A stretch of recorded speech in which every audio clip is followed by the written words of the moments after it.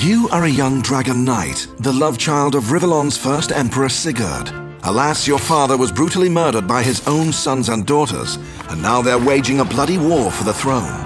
This ship you're on, the Raven, has been given to you by the wizard Maxos, for he is certain that you are the only one who can reunite the Empire and establish peace once more.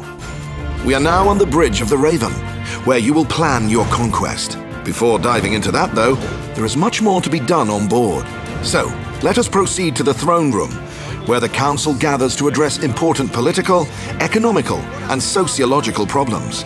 You are an emperor after all, not a mere warlord out for gold and glory alone. I was dangling millions in front of you. Each decision you take influences your empire in a variety of ways, be they of a political, military, or other sort of nature.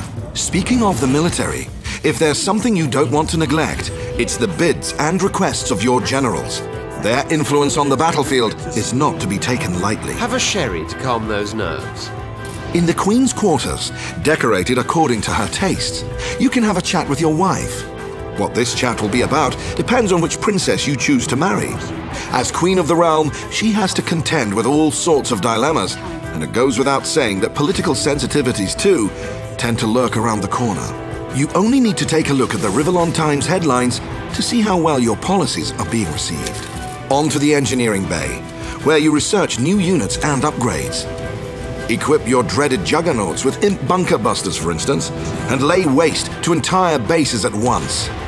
Or perhaps you appreciate a bit more subtlety, in which you could opt for your Zeppelin's cloak ability, which will let your army slip behind enemy lines unseen. Don't forget about your dragon powers either. You may be a mighty creature from the start, but being able to cast destructive spells like Pillar of Flame, or turning the tide by charming key enemy units, is not to be spurned. After all this is said and done, let us return to the bridge and cast a conqueror's glance on the strategy map. The strategy map is your key to victory if you make your moves wisely.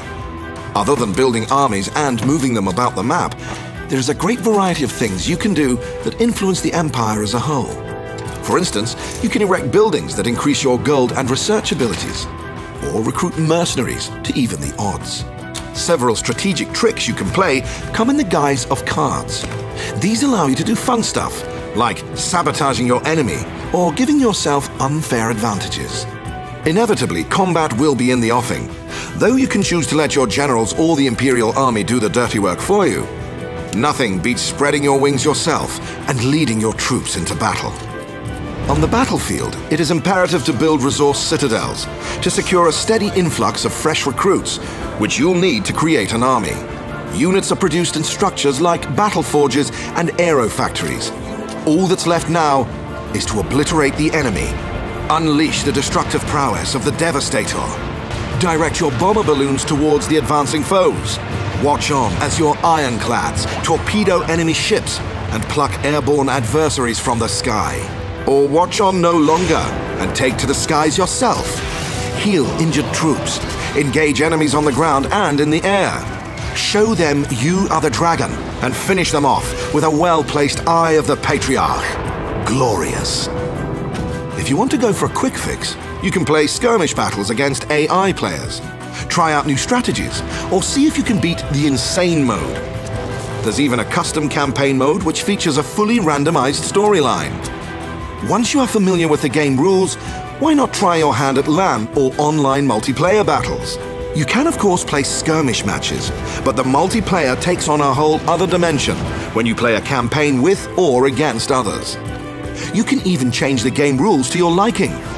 When you've got the hang of it, try playing on our ranked servers, and your battles will count towards your score on the global leaderboards.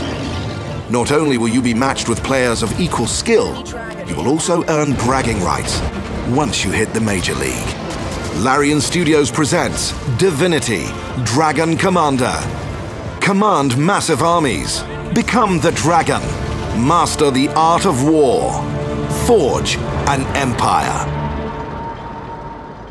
All hail the dragon. Hail! Hail! Yes, well, hail.